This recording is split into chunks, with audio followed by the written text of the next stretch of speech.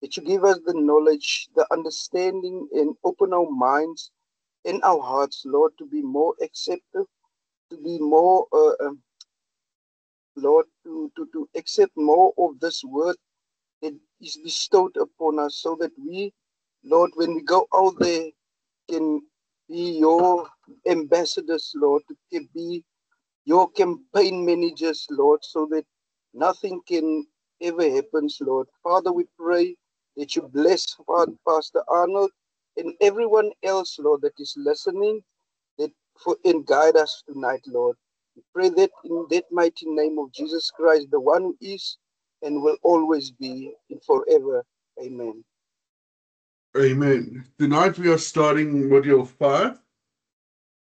The good news is with tonight there's only 4 weeks left. So we're almost done with the course. But tonight we're looking at counseling soft skills, and you'll see some of the things that we've already discussed in communication advocacy are again mentioned here, as well as in some of the other modules. So first of all, we're going to relook quickly at active listening. As you can recall from a previous session that we said, actually active listening is the foundation for not only communication, but also for effective counseling. It involves fully concentrating on what the client is saying, understand their message, and responding thoughtfully. So how do we participate in active listening? First of all, we need to be fully present. That means eliminate all distractions. Put away your phone, close irrelevant tabs on your computer, and create an environment that allows you to focus entirely on the speaker. So it's very important that you're not distracted when you're speaking to somebody, especially when it comes to counseling. Secondly, focus on the speaker's words. Avoid thinking about your response while the other person is talking. Rather, concentrate on understanding their message completely. One of the biggest struggles we have is when we're talking to people and we're ministering to people, is that we easily get distracted and we're not always listening tentatively to what the person is saying. We hear them talk, but not always everything that they're saying. Second thing we need to do is we need to maintain eye contact. This signals attentiveness and respect. It shows that you're engaged and that you're actively listening. Avoid staring at the patient intensely, but aim for natural, consistent eye contact to foster connection without making the other person uncomfortable. So do not stare at them, but do make eye contact. It's important that we use nonverbal cues. So you can nod occasionally to show that you're following the conversation. You can lean slightly forward. This can indicate the interest and openness to the person. And your facial expressions. Make sure if your facial expressions reflect the emotions being conveyed by the speaker, such as concern or understanding. And don't, while a person is talking, try and look bored. That will really show them that you do not show interest. Fourthly, avoid interrupting. Allow the speaker to finish before you respond. If we interrupt, you can make the speaker feel unheard, and this can disrupt the flow of communication. Also, give it a pause before you respond. Allow a brief moment of silence to help you gather your thoughts and give a speaker time to clarify something if needed. Don't just rush in to respond. Number 5, summarize key points at the end of the conversation to check if you've understood correctly and to reinforce key messages.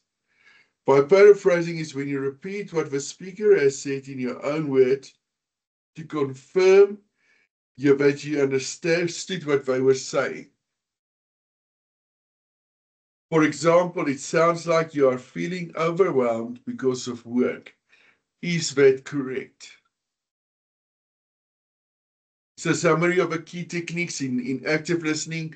is to maintain eye contact, nod occasionally, avoid interruptions, paraphrase what is said, and ask clarifying questions.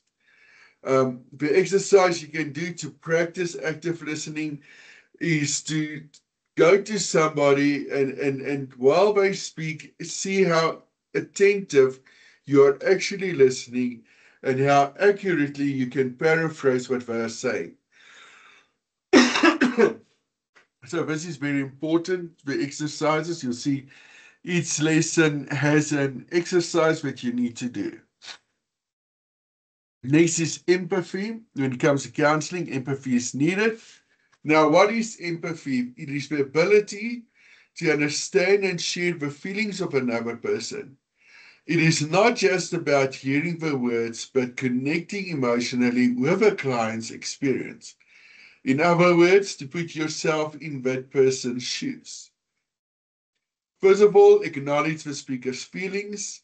Empathy is a key component of active listening. Respond with emphatic statements like, that sounds really tough, or I can see why you feel that way. Reflect emotions, reflecting on what the speaker is feeling, such as, you sound frustrated about the situation. This can validate their experience and deepen the connection you have. Suspend judgment. Resist the urge to form opinions or give advice before fully understanding the speaker's point of view. Also listen without jumping to solutions. We are so quick sometimes when people talk to already jump to a conclusion. Sometimes the speaker just wants to be heard, and they may not be looking for immediate solutions. Let them express their thoughts fully before offering any advice. The key technique here is to put yourself in their shoes, to respond with compassion, and to validate emotions. Again, you can go through the exercise that is there and practice that. It is very important that we learn how to properly communicate. And this is not only when it comes to counseling, it does not only come when you're talking to people in circumstances, but also in your own marriage and with your children. These skills will help enhance your relationship. So please take thorough knowledge and cognizance of what is being said and apply this, and you'll see how much your relationships improve through communication. The first chapter is nonverbal communication. Nonverbal communication refers to the body language, gestures, facial expressions, and tone of voice used during the counseling session. More than 60% of our communication is through body language. Less than 40% is actually through our words. So when we talk to people, the way we use our hands, the way we use our body language, the way you use nonverbal cues speaks louder to a person than our actual words does. Key techniques here is body posture, to keep an open, relaxed posture to show that you're receptive. Your facial expressions will reflect whether you understand and care for a person. Your tone of voice can either be a soothing tone that matches the emotional weight of a conversation. Give it space, respect personal boundaries, and maintain appropriate physical space. It's very important that when it comes to nonverbal communication, that we realize that the way we sit talking to somebody, make sure there's no obstacles between you and that person. Make sure your facial expression shows exactly that you understand and care. The way we speak, the way we respond, and personal boundaries is very important to keep those boundaries and not to cross boundaries and actually cause a person to withdraw. Emotional regulation. What do we mean with this? It involves managing your emotions so that they do not interfere with your professional role as a counselor.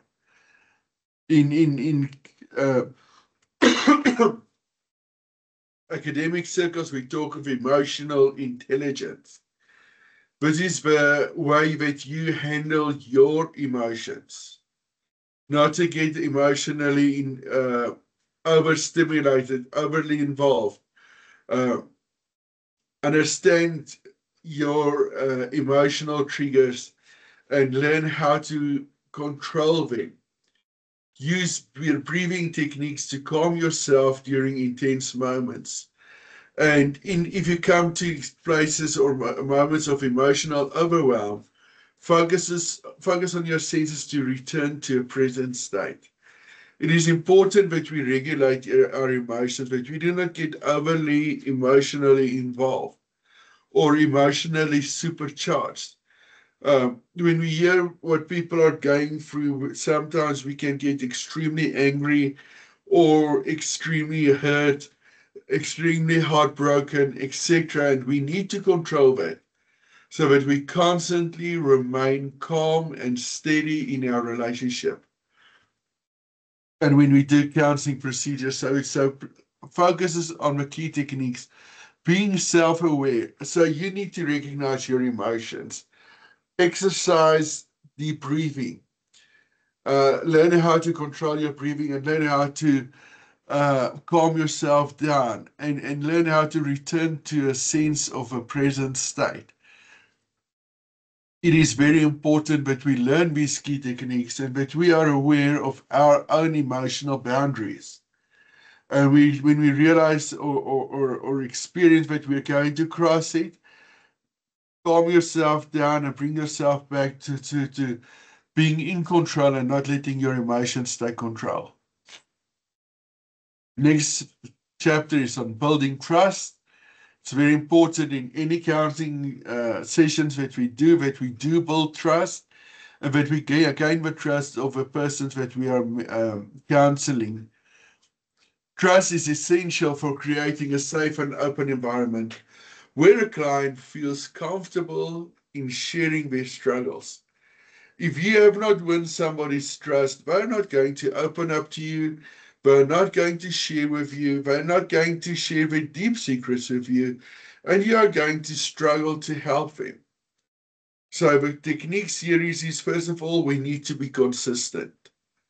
In other words, if we've made appointments with them, we must show up on time. We must maintain professionalism in every interaction. So we must show them that we are consistent, that we value their time as much as they value their own time by being on time, and that we, throughout the counseling period, maintain full professionalism. Secondly, we need to ensure confidentiality.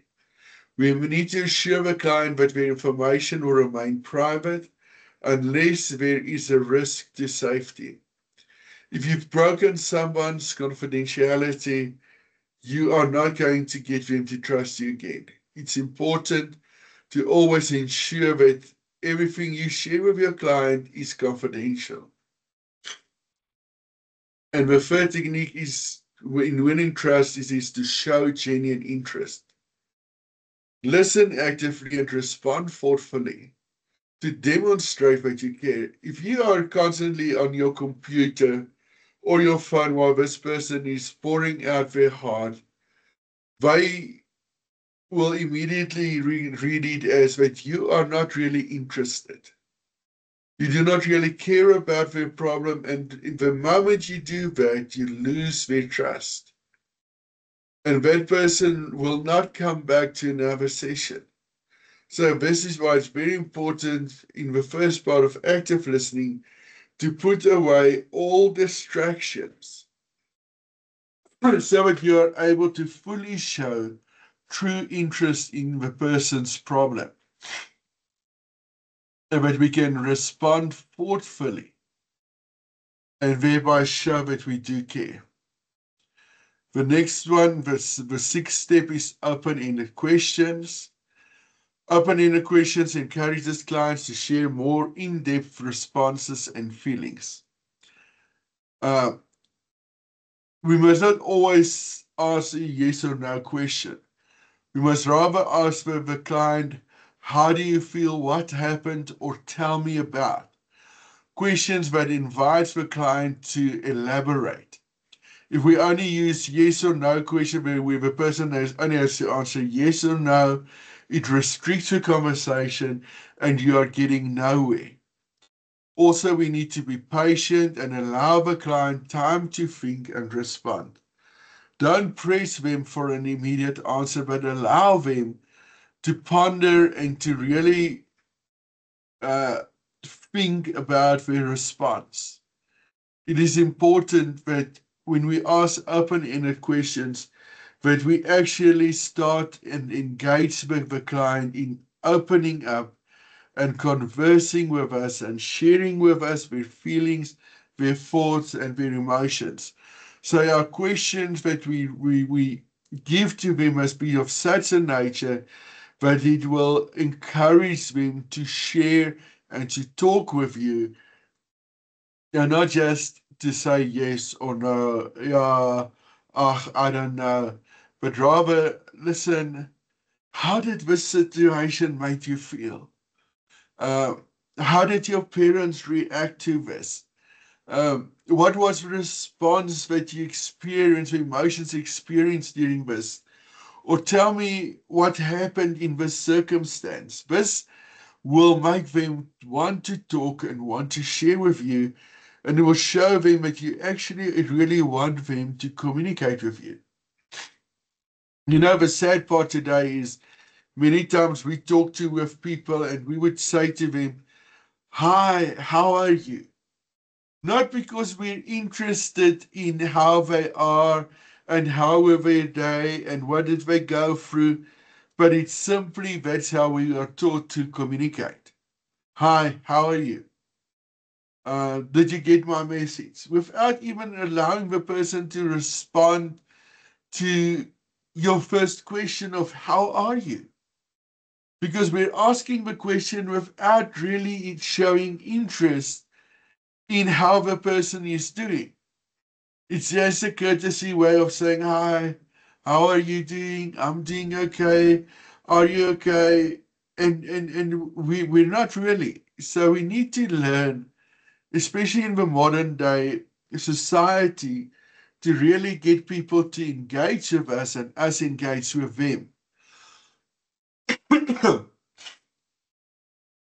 Next is we need to set boundaries. Again, like we discussed last week, boundaries help maintain a professional and respectful relationship.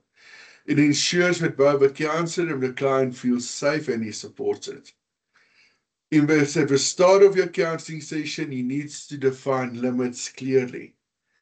You need to be transparent about your role as a counselor, the session time duration, and your availability. Make sure the person understands that they cannot just phone you 24/7, but at very certain time that you are available to engage, other times you're not. Your duration of your counseling session is 60 minutes if you do not go beyond that. Maintain emotional boundaries. While being empathetic, ensure that you do not become overly involved. Make sure that you maintain those emotional boundaries. And then also know when to refer somebody. Know your limitations. Know when your expertise stops and when somebody else needs to come in. It is not bad if you refer somebody for proper counseling or to seek advice from somebody else. But know your limitations and know how to properly refer your client if you know that you are now in the deep water and you cannot really swim.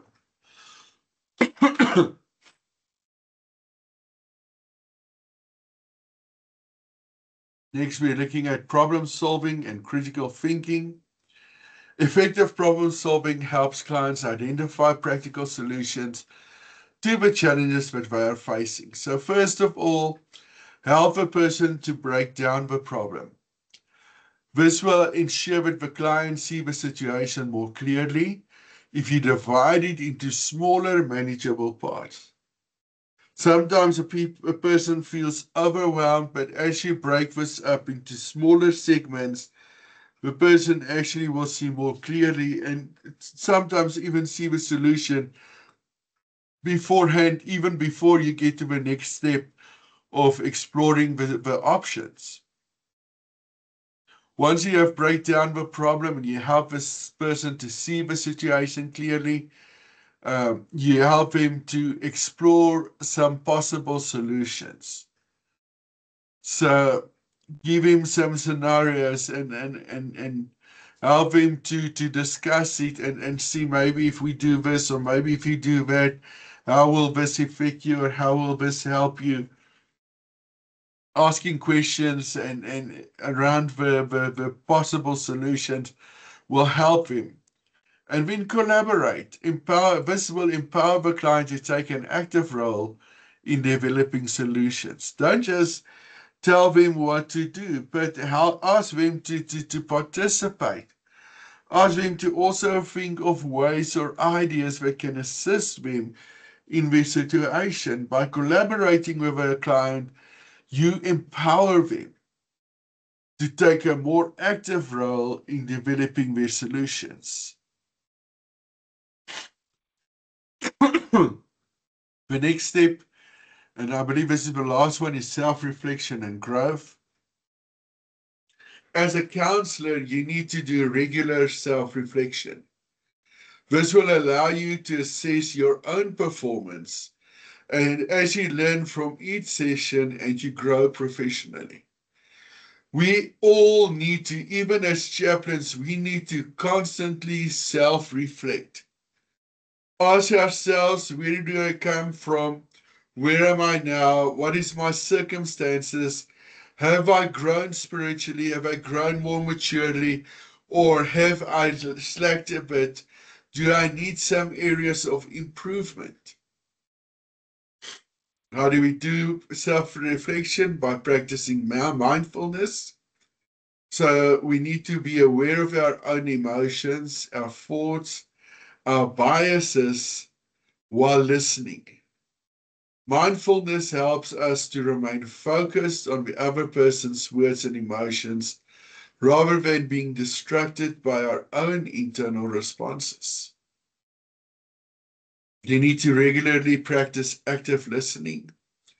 Make a conscious effort to practice active listening in all your conversations, not just in counseling sessions. As I've already mentioned, when we learn these counseling skills and we apply it in our marriage, with our children, in our workplace, with our peers and with our juniors, you'll see how much your communication skills improves and how much more effectively people will engage with you when you show real interest and show real care. If I engage fully in daily interactions and pay attention to how it influences the quality of your relationships. When there's an exercise for you to improve your active listening, you can do this with your spouse or someone at work or someone at church to see if you can improve your active listening. Your key techniques is post-session reflection. So after every session, take time to review what went well and what could improve. Ask for feedback. Encourage your client to give you feedback or your supervisors to identify areas of growth. Ask for constructive criticism. And then professional development. Continually engage in training and workshops to improve your skills. It is important for us to sharpen our axe weekly and daily. It is important for us to continually work on our skills and develop our counseling skills. No person knows everything. We all need to develop ourselves continually and make sure that we do go to courses, do go read books, do things that helps us to improve our communication skills, improve our spiritual growth. Sorry. it is very important that professionally we develop ourselves continually. And in conclusion, by mastering soft skills in counseling, this will help us to build a strong therapeutic relationship with our clients. These skills that includes active listening, empathy, emotional regulation, trust building will enable you as a counselor or chaplain to create a safe space for our clients to explore their issues and work towards healing. By practicing these techniques consistently will enhance your ability to support and empower those who seek your help. This is very important. Practice, go through these exercises. Don't just read through them and think it's not important. All 9 exercises, please do that in your time and develop your active listening skills. Learn how to control your emotions, learn how to regulate, learn how to set boundaries. It's very important. I've seen many parents talking to their clients or to their kids, not setting boundaries, not knowing how to set boundaries. Parents getting frustrated with one another emotionally because they are not able to control their emotions. These skills can help us not only in developing our skills of communication and in counseling, but also in our relationships. And be blessed. Is there any questions?